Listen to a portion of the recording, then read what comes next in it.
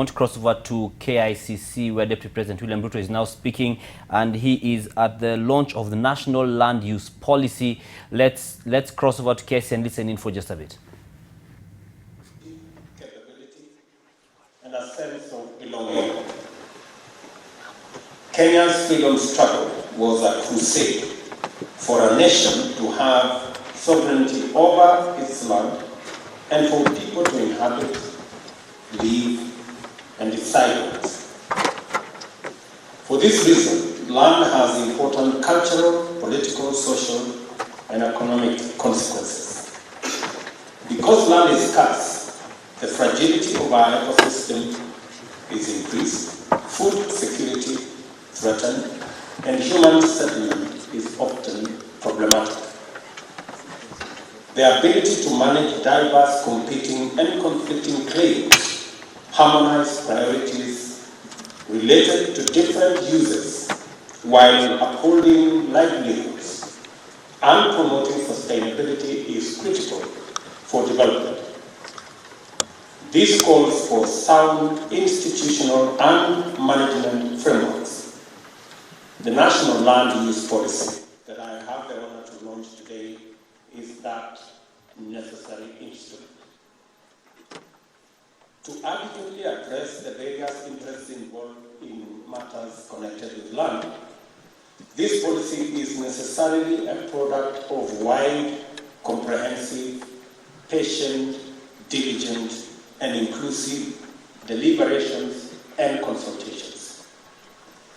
It is important that at this point to emphasize that consultation and participation are not mere formalities or meaningless rituals.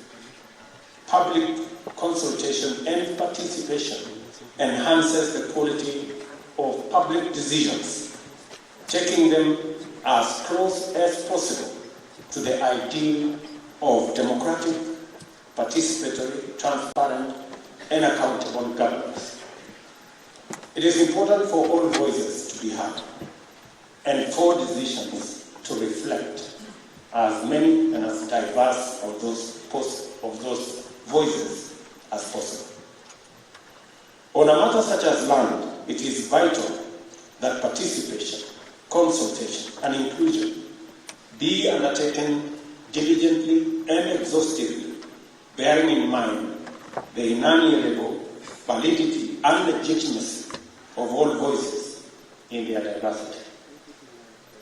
The land use system, to be inaugurated by sessional paper number 10 of 2017, is therefore a proactive engagement.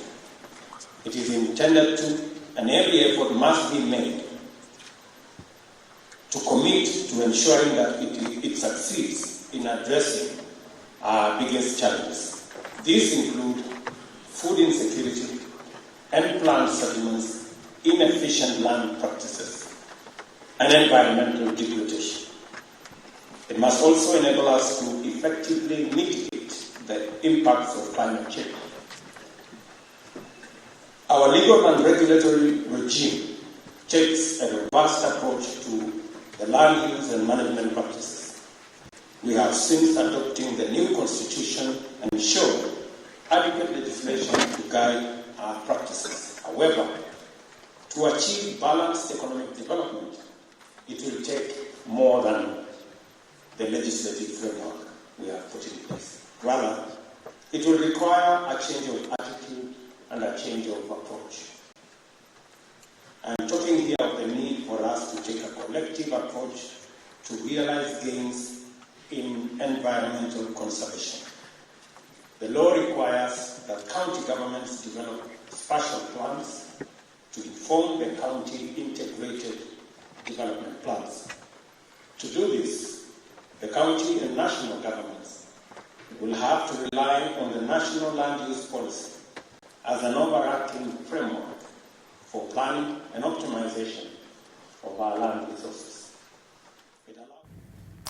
Deputy President William Ruto there speaking at the launch of the land use policy. That's the national land use policy, which is the document which is going to be used by both national and county governments, and he's pointed out the same, especially in light of the county governments coming up with their special plans, which are meant to determine how the counties and the towns are set out and structured, even as more of them try to construct more and more of these structures. Now,